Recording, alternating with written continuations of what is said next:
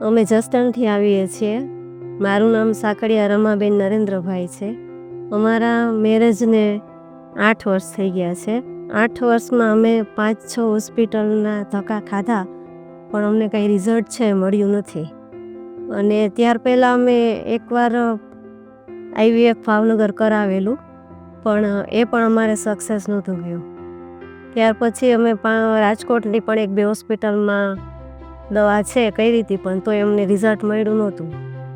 પછી મોબાઈલમાં વિડીયો દ્વારા એક વખત જોયું, એક ભાઈનો પ્રતિભાવ, બહુ સારો પ્રતિભાવ હતો. એટલે મને એવું લાગ્યું કે નહીં, આ હોસ્પિટલમાં જવા જેવું છે એમ.